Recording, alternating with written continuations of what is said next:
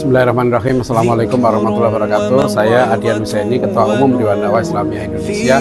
Alhamdulillah sekarang saya sedang berada di kampus atau pesantren Kuliyatul Muallimin Al Islamiyah, yaitu Pondok Pesantren Ibnu Abbas, Klaten. Masya Allah, saya bersama para asatidzah, para guru dan para santri yang sangat semangat dalam mencari ilmu, mengajarkan ilmu. Ya, ini salah satu contoh tempat yang sangat baik yang telah dirintis oleh Dr. Muinuddin dulu ya, sahabat saya. Beliau sangat mengimpikan ya, dari kampus ini lahir para guru-guru yang hebat ya, orang-orang ilmuwan yang hebat yang akan menjadi pejuang di jalan Allah. Ya, kita doakan dan kita dukung bersama, mudah-mudahan pondok-pondok pesantren seperti ini senantiasa dapat perlindungan dan pertolongan, bimbingan dari Allah SWT. Demikian, Assalamualaikum warahmatullahi wabarakatuh. Tidak hanya keistimewaan saja, tidak hanya kesabaran saja, tapi butuh ilmu yang pasti benar. Karena sekarang banyak sekali ilmu yang berkembang dan kita tidak tahu apakah itu ilmu benar atau salah. Apakah ilmu itu akan membawa kita kepada jalan yang benar atau malah justru membuat kita sesat. Nah, itu harus kita kuatkan, harus kita pahami. Dan masya Allah juga banyak sekali ya pemikiran-pemikiran yang hadir di tengah-tengah kita yang menjelas bahwa pendidikan yang diajarkan di pesantren itu pendidikan yang terbelakang, tidak bermanfaat, tidak membuat tidak memberikan kiprah yang besar yang cukup bisa dirasakan oleh masyarakat kita. Itu hal-hal yang seperti itu tentunya menjadi cobaan buat kita semuanya sebagai penuntut ilmu, dan nanti insya Allah akan dilanjutkan oleh beliau bagaimana kita ya tetap istiqomah memegang Al-Quran, memegang Islam kita, dan kita bangga dengan titel kita sebagai santri, sebagai penuntut ilmu, dan kita tidak tergoda dengan godaan-godaan yang menjadi ya kelemahan-kelemahan bagi penuntut ilmu. Biar Ustaz jadi tadi mau berikan dorongan supaya kita sabar, istiqomah gitu kan. Wah, yang namanya dalam dunia kebaikan pasti cobaannya lebih berat. Kalau saya istilahkan di dalam lingkungan yang baik itu hati harus dijaga. Kalau di lingkungan yang tidak baik hati nggak perlu dijaga, karena yang menjaganya itu setan. Ya, di lingkungan yang tidak baik gitu kan. Kalau setan nggak menjaga, nanti kita akan kembali ke fitrah. Nah, kalau di lingkungan yang baik harus dijaga. Kenapa? Kalau tidak dijaga setan masuk. Baik. Bismillahirrahmanirrahim. Assalamualaikum warahmatullahi wabarakatuh. Alhamdulillah. Wassalatu wassalamu ala Rasulillah wa ala alihi wa sahbihi wa mawala wa la hawla wa la quwata illa billah. Tadi saya sampai pada penjelasan ya, bahwa karena kita sekarang ini namanya Kuliyatul Muallimin. Jadi kenapa sih di Indonesia ini kok banyak ya ustadz-ustadz kita dulu pondok-pondok pesantren membuat namanya Kuliyatul Muallimin, kuliah guru. Karena memang di negara mana saja satu masyarakat itu akan bangkit, akan jaya kalau gurunya baik. Ya, jadi umat Islam itu ya bangkit dari mana? Ya karena gurunya terbaik. Kenapa Rasulullah menyebut khairun nas qarni tsummal ladzina yalunahum tsummal ladzina yalunahum. Masyarakat terbaik, generasi terbaik itu generasiku, kata Rasulullah. Ya, generasi sahabat itu terbaik. Kenapa terbaik? Karena gurunya terbaik. Gurunya itu Rasulullah SAW. Itu nggak bisa digantikan. Setelah itu generasi tabi'in kan. Kenapa? Karena gurunya terbaik, sahabat. Ya, sampai Bapak Muhammad Natsir dulu mengatakan kemajuan suatu bangsa ditentukan ya oleh sekelompok guru yang ikhlas berbuat untuk bangsanya, yang suka berkorban untuk bangsanya. Jadi kalau kita mau bangsa kita ini hebat, umat kita ini hebat, maka lihat pertama siapa gurunya. Semua ya, di Finlandia, di Jepang, pokoknya kalau yang mau jadi guru itu biasanya yang paling baik. Sampai kita tahun 60-an dulu, 1960-an, itu anak-anak pinter dulu pertama dia milih sekolah guru. Ya, sebab di zaman dulu, zaman penjajahan Belanda juga mengkristenkan gitu ya, mensekulerkan masyarakat kita dengan sekolah-sekolah. Dan yang dianggap paling top waktu itu sekolah guru. Salah satunya ada di Muntilan, yaitu sekolah guru Katolik dari Frans van Lith ya. Itu nanti dia berhasil ya membaptis, mengkristenkan 174 ya orang Jawa di Sendangsono, Jogja. Nah, dulu hampir semua anak-anak Indonesia dulu kalau mau jadi keren gitu ya, dia sekolah guru, salah satunya sekolah guru Katolik ini. Karena kalau dulu orang sekolah guru, dia oleh masyarakat dihormati, status sosialnya tinggi. Ya, jadi dulu namanya quack school. Maka dulu Belanda bikin sekolah-sekolah guru gitu ya. Nah, yang di sekolahnya Van Lith ini yang di Muntilan, di biografinya Van Lith disebutkan hampir semua ya anak-anak Muslim yang sekolah di situ semuanya berganti agama, ya menjadi Katolik. Nah, begitu juga sekolah guru yang lain. Orang Muslim itu sekolah guru, ya nanti dia menjadi sekuler, menjadi nggak mau berpegang kepada agamanya. Karena dulu memang cara Belanda ya merusak, ya melemahkan semangat perjuangan bangsa kita, umat Islam Indonesia itu dengan cara mendirikan sekolah-sekolah. Ya, bahasa Snoop Orgronya dia mengatakan dengan pendidikan dan pengajaran ya kita akan melepaskan umat Islam dari belenggu agamanya. Pendidikan dulu disebut dengan opvoeding, pengajaran disebut dengan onderwijs. Jadi Belanda dulu di mana ya orang Islam ini supaya lemah, supaya nggak ngelawan gitu, ya udah sekolahkan aja. Terus di sekolah itu mereka hanya dididik gimana bisa cari makan, gimana nanti dia bisa kerja jadi birokrat, bisa kerja jadi buruh pabrik, bisa kerja jadi guru, ya dan sebagainya. Yang penting dia sudah nggak mikir perjuangan, ya nggak mikir berjuang di jalan Allah, sudah nggak lagi. Nah, tokoh-tokoh kita nggak diem, ya ngelawan itu. Makanya tahun 1905 di Solo berdiri Mambaul Ulum, ya sekolah. Terus nanti 1912 berdiri Muhammadiyah. 1918 di Jogja berdiri Muallimin Muhammadiyah. Ya, jadi dulu Muallimin gitu ya. Nanti 1926 berdiri Gontor. Setelah Gontor juga dengan programnya Kulliyatul Muallimin. 1923 di Bandung berdiri Persatuan Islam. Juga programnya Kulliyatul Muallimin. 1913 di Jakarta berdiri Madrasah Aliyah Muallimin ya oleh Al Irsyad. Itu aliyah. Nah, dulu kan gini caranya. Kalau mau ngerusak masyarakat, ya rusak gurunya gitu ya. Kalau cara ngerusak gurunya gimana? Ya gurunya dirusak, ilmunya rusak, akhlaknya rusak. Terus supaya guru rusak gimana? Hatinya dirusak duluan. Kita kan ada mahfudhat yang terkenal ya. At-tariqah ahammu minal madah. Ya wal ustadzu ahammu minat tariqah wa ruhul ustadz ahammu minal ustadz. Ya. Jiwa guru itu yang paling penting. Maka kalau mau ngerusak guru, rusak gurunya. Nah, guru itu rusak gimana? Mu'alim itu rusaknya apa? Ketika mu'alim sudah terjangkit penyakit hubbud dunia. Ya, pokoknya umat Islam itu sudah dibaca. Cara ngerusak, tanamkan penyakit hubbud dunia. Tujuannya sudah nggak akhirat lagi, tujuannya dunia. Yang penting dia gimana dapat uang, gimana dapat jabatan, gimana dapat popularitas. Apalagi sekarang kita hidup di zaman modern ya, kita dipimpin oleh satu peradaban yang sangat merusak manusia, yang namanya al-hadarah al-gharbiyah, ya Western civilization, peradaban Barat. Peradaban Barat ini memuja 4 hal, yang dipuja yaitu 4 hal. 1 namanya wealth, ya kekayaan. 2 power, kekuasaan. 3 beauty, kecantikan. 4 popularity, ya popularitas. Maka lihat aja sekarang orang dididik ya dianggap hebat kalau itu. Ya. Ranking kampus dibuat. Apa kampus rankingnya? Karena lulusannya jadi orang terkenal, jadi pejabat, jadi orang kaya.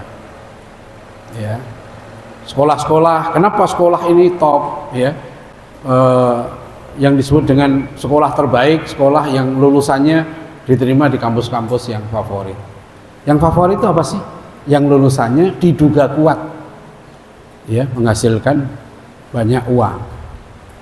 Terus dibuatlah teori-teori, ya di zaman sekarang ini teorinya bertentangan dengan zaman Islam dulu, zaman Nabi. Misalnya teori tentang kelas.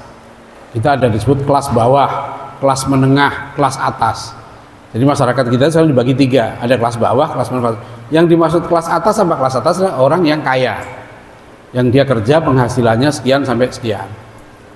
Menengah yang penghasilannya sekian sekian. Yang paling bawah yang sekian sekian. Nah, yang paling rendah orang yang dianggap pengangguran. Siapa pengangguran itu? Ibu rumah tangga, marbot masjid, tukang azan, imam masjid, guru ngaji, itu dianggap pengangguran, ya, karena nggak ada gajinya, ya, dan dianggap dia tidak bekerja. Jadi definisi bekerja itu artinya dia kerja ada gajinya, gitu. Nah, jadi ingat-ingat nih, kamu udah dicuci otak semua ini, ya, bahwa orang yang paling mulia itu kalau di Al-Quran jelas kan, inna akramakum indallahi atqakum, yang paling mulia di antara kamu yang takwa. Yang paling mulia di antara kamu yang akhlaknya mulia, ya, akhlaknya paling sempurna. Ya. Akmalul mu'minina imanan ahsanuhum khuluqa. Yang terbaik akhlaknya. Ya, khairukum man ta'allamal Qur'an wa 'allamahu. Nah, kalau dalam pendidikan modern, yang paling tinggi itu adalah yang 6 taraf berpikir. Kata belum, paling rendah menghafal. Setelah itu understand, memahami. Ya, menerapkan, mengevaluasi, ya, kemudian apa namanya, paling tinggi level 6 itu to create, menciptakan, paling tinggi itu. Nah, padahal ada yang lebih tinggi dari itu. Rasulullah SAW menyebutkan khairun nas anfa'uhum linnas, yang paling bermanfaat di antara kamu adalah orang yang paling bermanfaat pada sesamanya. Nah, siapa yang paling bermanfaat kesamanya? Para nabi. Ya, maka kita berdoakan ihdinas siratal mustaqim siratal ladzina an'amta 'alaihim ghairil maghdubi 'alaihim waladdallin. Siapa yang paling orang yang mendapat nikmat dari Allah? Kan kita ingin jalan orang-orang yang beri nikmat. Siapa orang yang beri nikmat dari Allah itu? 1, para nabi. 2, syuhada, para pejuang, mujahid, ya.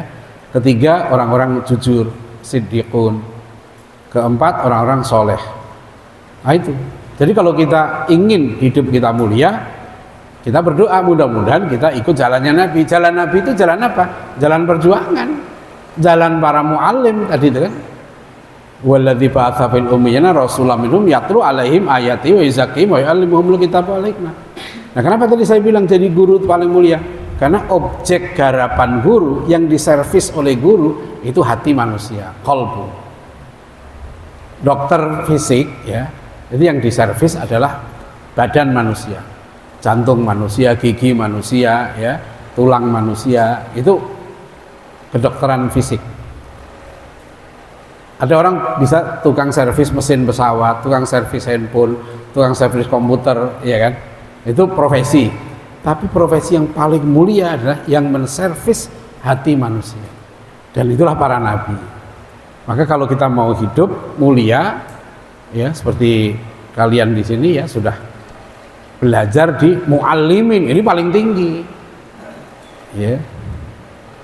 Makanya suka saya tanya, Ustaz, di sini uang masuknya berapa di kuliatul muallimin? Ada 100 juta nggak?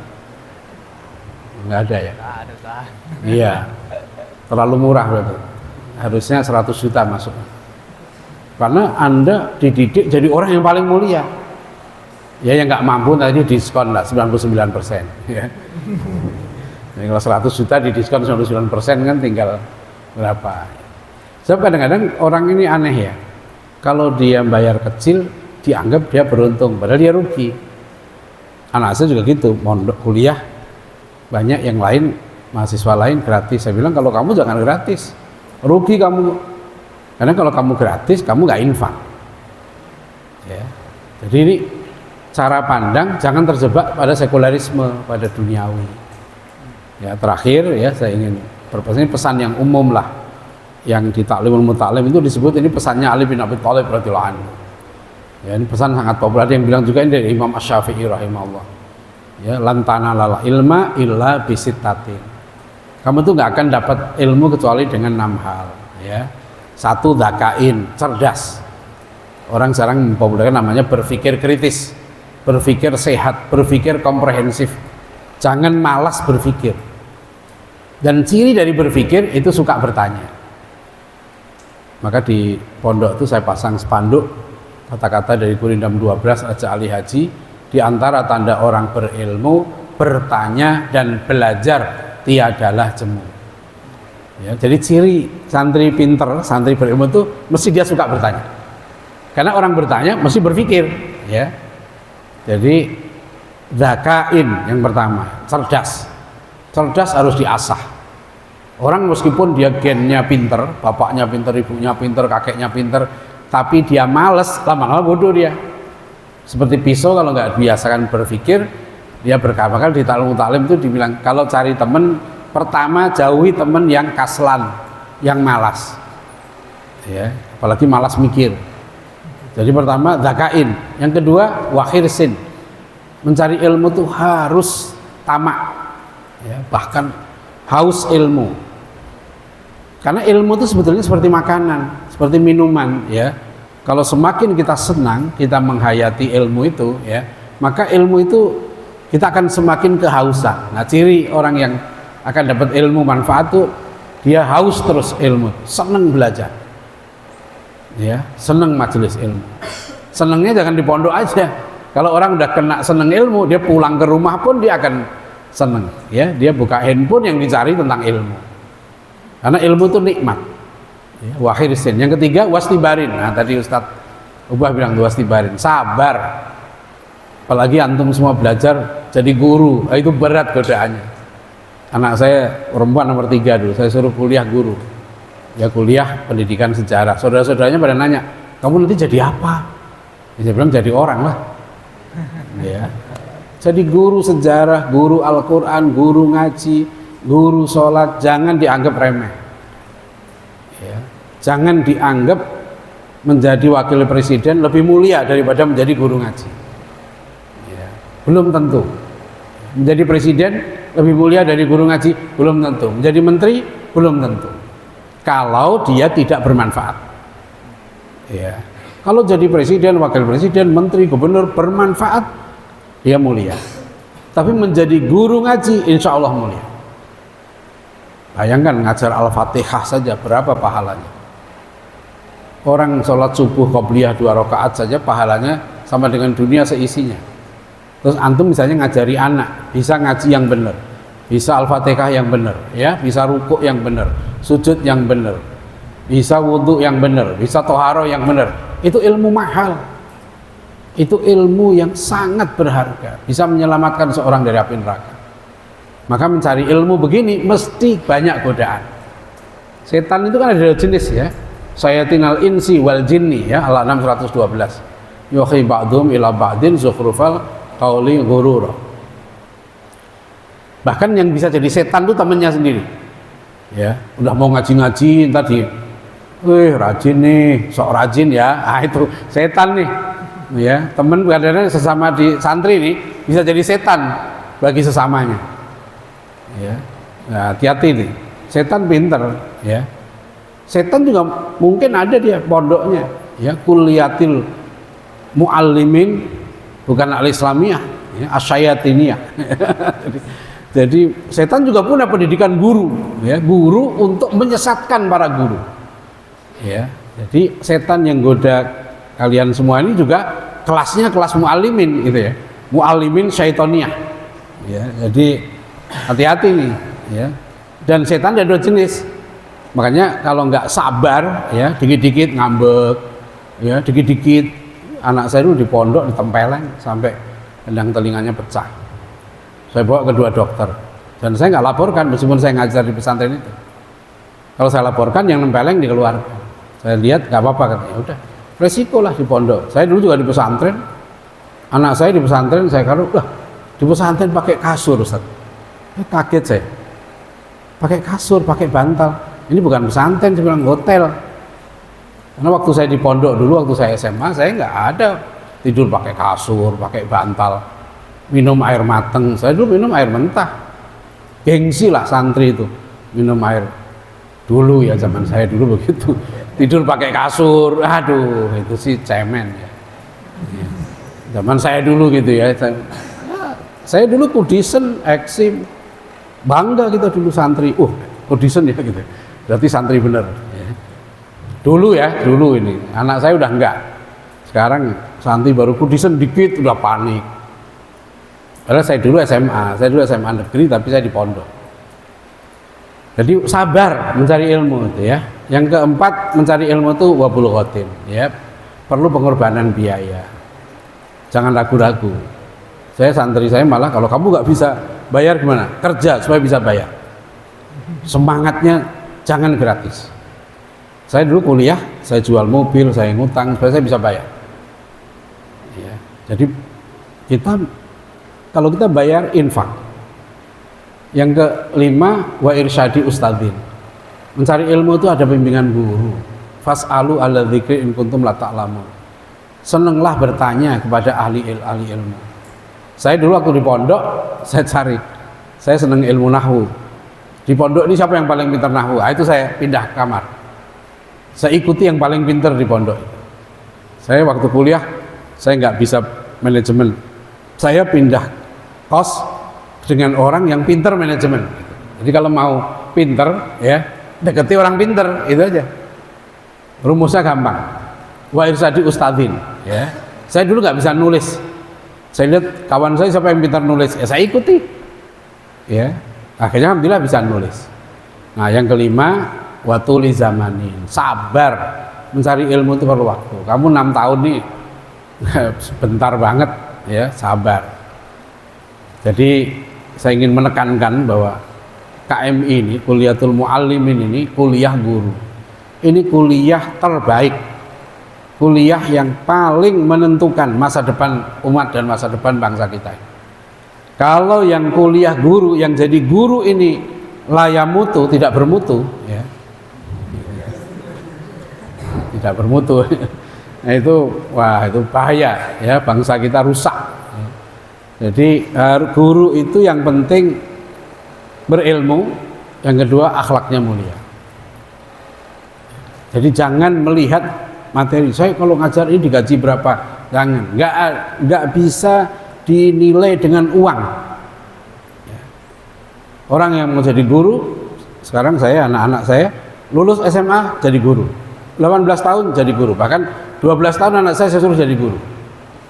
Kamu bisanya apa? Ada yang anak saya bisa ngajar bela diri, ngajar taekwondo, ngajar silat, apa aja yang bisa kamu ngajar, ngajar ngaji, ngajar.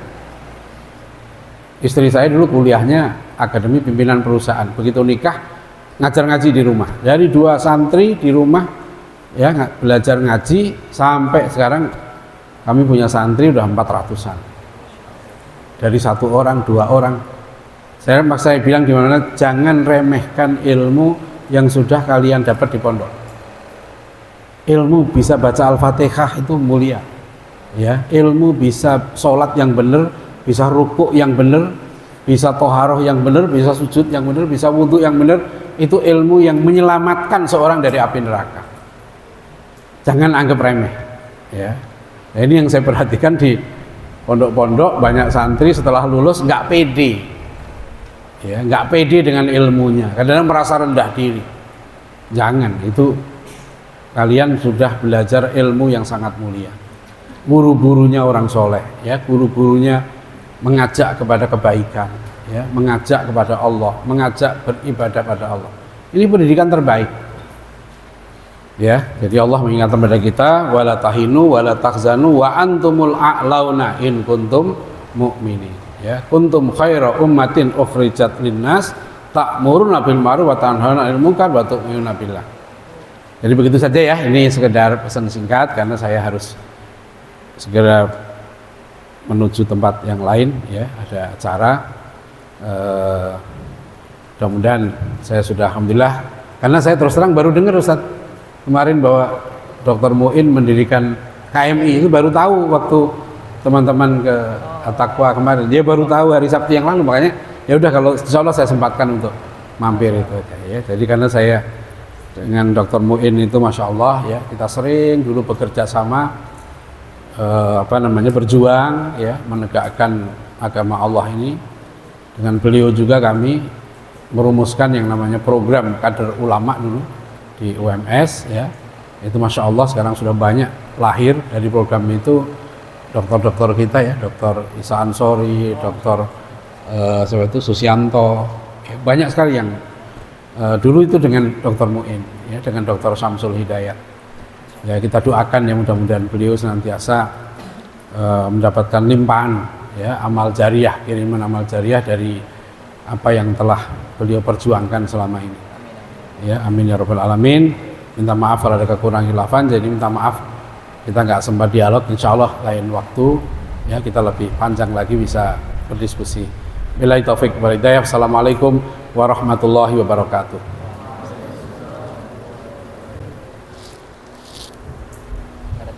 Ya nggak usah, saya harus segera.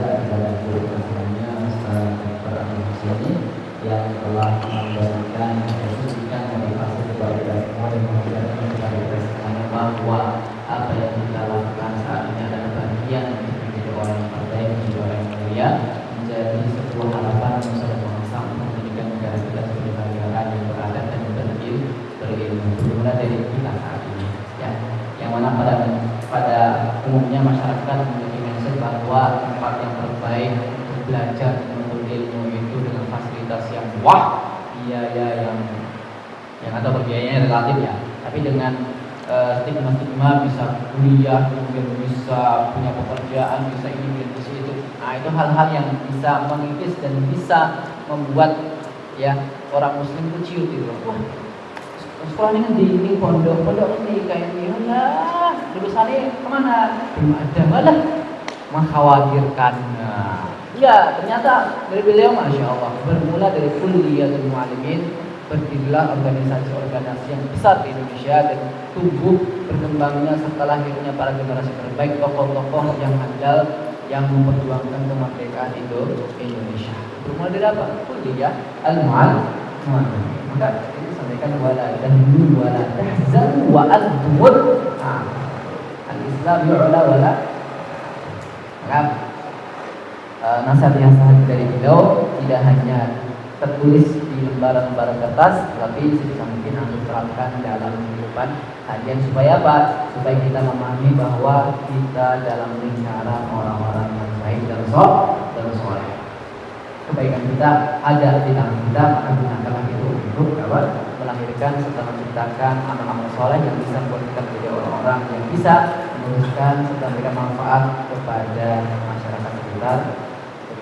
Demikian ya Ustaz, jazakumullah khairan, dan kita doakan kepada beliau perjalanan selalu dalam keadaan sehat, selamat, dan kembali ke rumah dalam keadaan yang sehat walafiat. Allahumma amin. Jazakumullah khairan juga. Bang Ustaz tidak bisa ada kekurangan dan kesalahan, mohon maaf yang sebesar. Sama-sama. Insyaallah ini menjadi pertemuan yang kontinu ya, tidak hanya sebatas saat ini, tapi insyaallah kedepannya kita sering bertemu dengan beliau, dan kalau misalkan ada santri-santri yang ingin berkunjung ke beliau, kita Ustaz kami ini langsung aja beliau masya Allah welcome. Beliau orang pusat ya, orang pusat tapi gayanya rakyat. Beda orang pusat biasanya di pusat gitu kan, orang sana kalau kakak sekolah mendiri ini desa lah, enggak aku nggak mau. Nah beliau masya Allah tawadhunya bertahan beliau masya Allah. Saya mudah-mudahan ya makasih. Waalaikumsalam.